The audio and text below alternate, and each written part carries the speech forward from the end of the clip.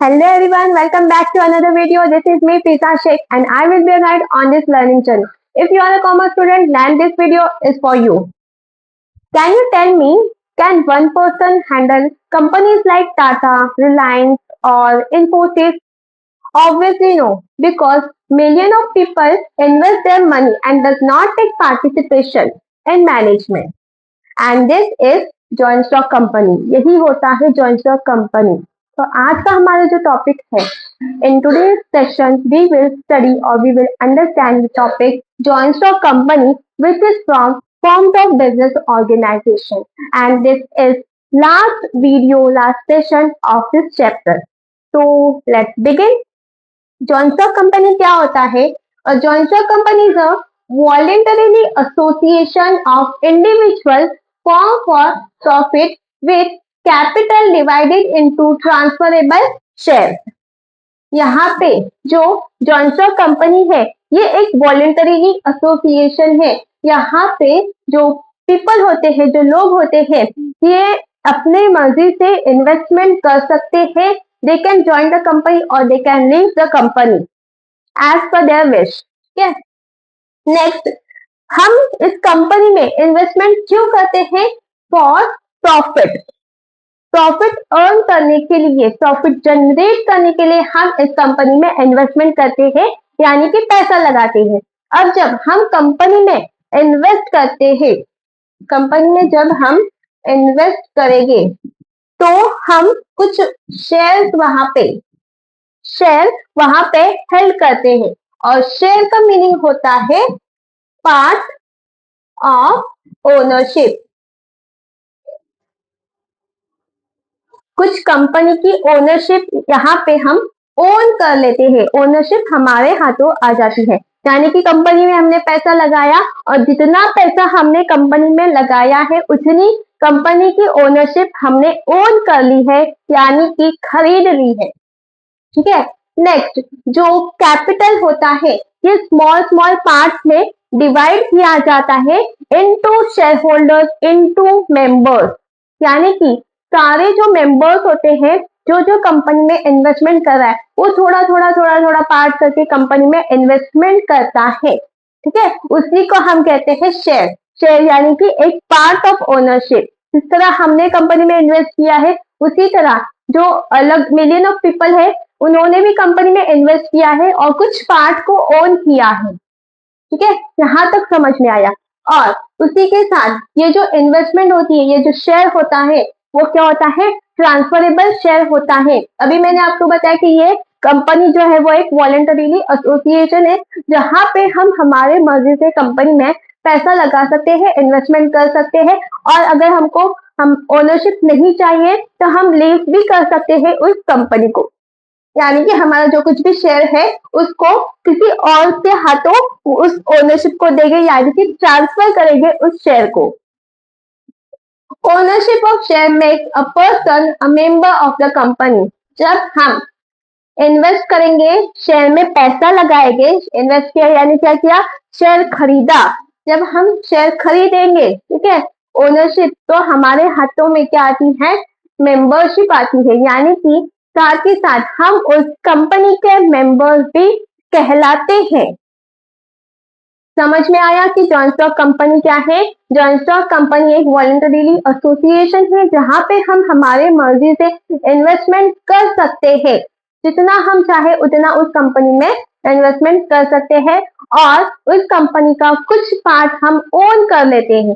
जब हम कुछ पार्ट ओन करते हैं, जो पार्ट हम ओन करते हैं उसी को कहा जाता है शेयर। और जब हम उस शेयर को ओन करते हैं तो हम उस कंपनी के मेंबर्स कहलाते हैं। नेक्स्ट है हमारा features of joint stock company. Joint stock company के क्या फीचर्स होते हैं? जॉइंट स्टॉक कंपनी कैसी होती है?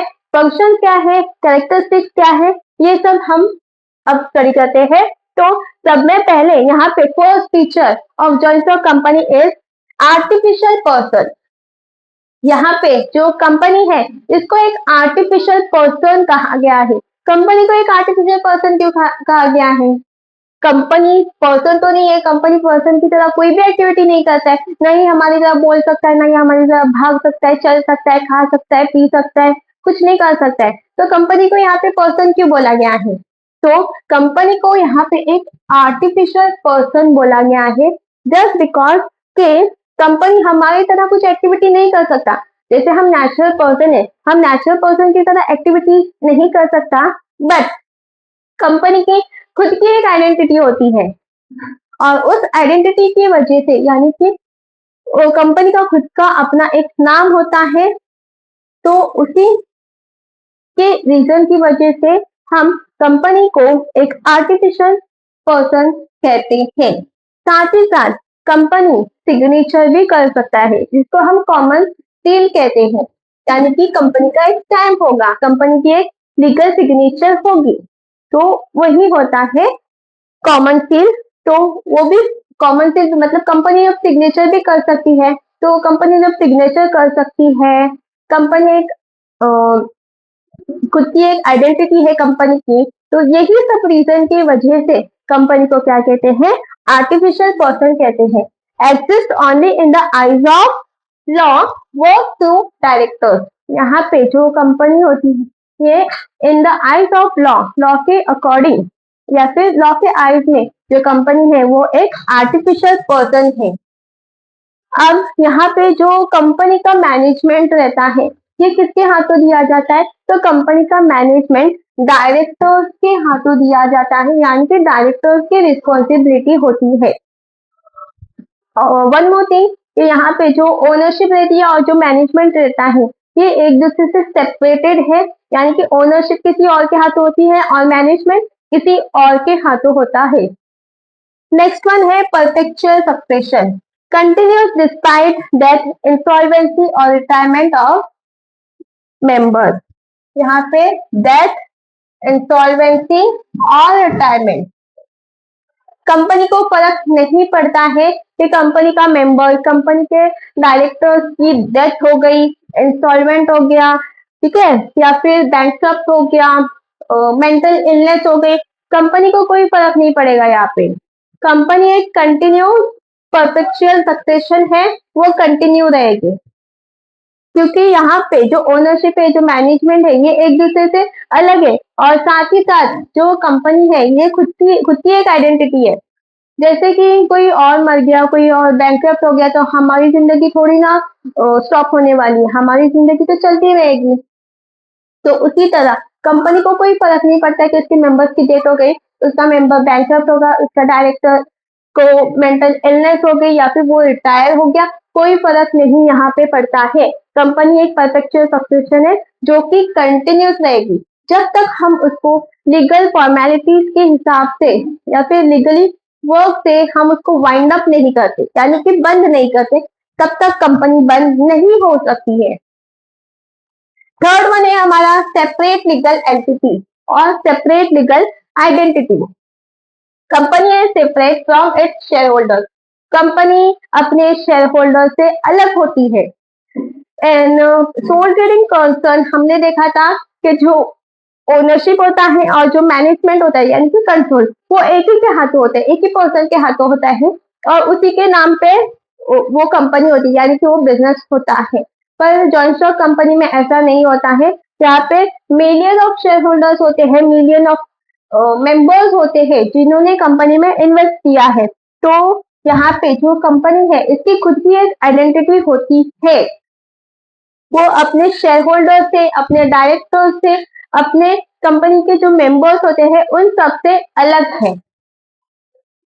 नेक्स्ट है fourth one, compulsory registration, must be register under companies act. यहाँ पे रजिस्ट्रेशन कंपल्सरी होता है, जॉइंट स्टॉक कंपनी को कंपल्सरीली हमने रजिस्टर करवाना होता है कंपनीज एक्ट के अंडर। जैसे कि सोल ट्रेडिंग कंसर्न में हमने पढ़ा था कि अगर हम रजिस्ट्रेशन करवाना चाहे तो करवा सकते हैं, अगर नहीं करवाना देन हम नहीं करवाते हैं, ठीक है, कोई कंपलसरी नहीं होता है। तो यहाँ पे ऐसा नहीं होता है, जॉइंट स्टॉक कंपनी को कंपल्सरीली हमने कंपनीज एक्ट के अंडर रजिस्टर करवाना होता है, ठीक है। नेक्स्ट फीचर है हमारा कॉमन सील। कॉमन सील यानी कि अभी मैंने आपको बताया था कि कॉमन सील एक कंपनी की सिग्नेचर होती है, official signature of the company on legal document. Company के जितने भी लीगल डॉक्यूमेंट होते हैं उन सब पर कंपनी की ऑफिशियल सिग्नेचर होती है। Company can sign, company signature कर सकती है, इसीलिए कंपनी को एक आर्टिफिशियल पर्सन कहा गया है। ठीक है, समझ में आया कॉमन सेंस। नेक्स्ट वन है हमारा 6th, separation of ownership and control. Share holders own, board of directors manage. यहाँ पे जो शेयर होल्डर्स होते हैं वो कंपनी को ओन करते हैं, ओनरशिप अपने हाथों लेते हैं, यानी कि पैसा इन्वेस्ट किया और कंपनी का कुछ पार्ट को हमने ओन कर लिया और मेंबर्स बन गए। उसी तरह जो बोर्ड ऑफ डायरेक्टर होते हैं वो कंपनी को मैनेज करने का काम करते हैं। मैनेजमेंट की जो रिस्पॉन्सिबिलिटी होती है वो बोर्ड ऑफ डायरेक्टर्स के हाथों होती है। तो जो बोर्ड ऑफ डायरेक्टर्स होते हैं वो कंपनी को मैनेज करने का काम करते हैं और बदले में उनको रिम्यूनरेशन पे किया जाता है। रिम्यूनरेशन मतलब सैलरी पे की जाती है। 7th one, limited liability. Limited liability कैसे होती है? Shareholders liability is limited to the value of share held. जितना हमने शेयर हेल्ड किया है उसी के प्रपोर्शन में हमने लाइबिलिटी भी बेयर करनी होती है। यहाँ पे मिलियन ऑफ शेयर होल्डर्स क्या करते हैं? मिलियन ऑफ मेंबर्स इन्वेस्ट करते हैं उनका मनी।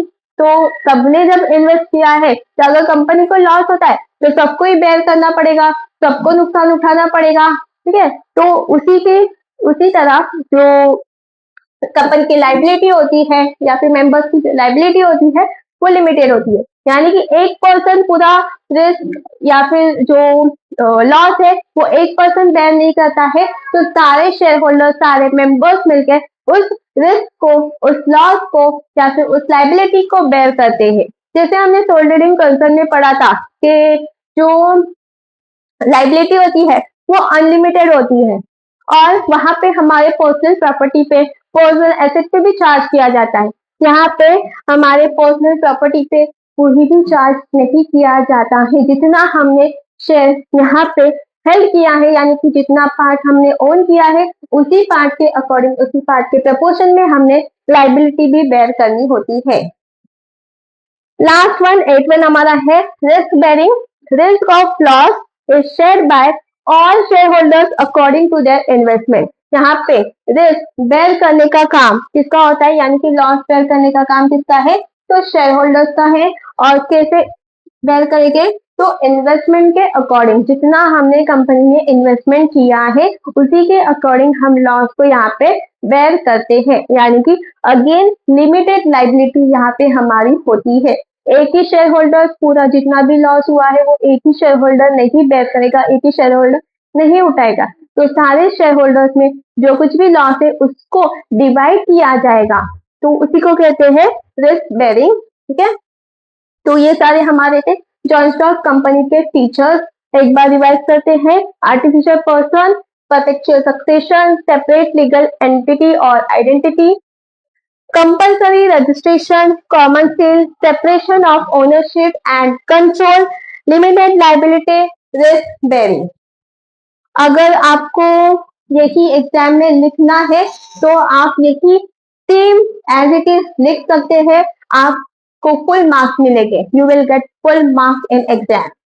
अगर आपको क्वेश्चन पूछा जाता है 5 मार्क्स के लिए और 8 मार्क्स के लिए कि what is joint stock company and the right features of joint stock company, तो आप ये सब लिख सकते हैं। ठीक है, तो उसी के साथ ये चैप्टर यहीं पे एंड होता है। If you found this video helpful then like my video, share my channel, share my video and subscribe my channel. Thank you for watching.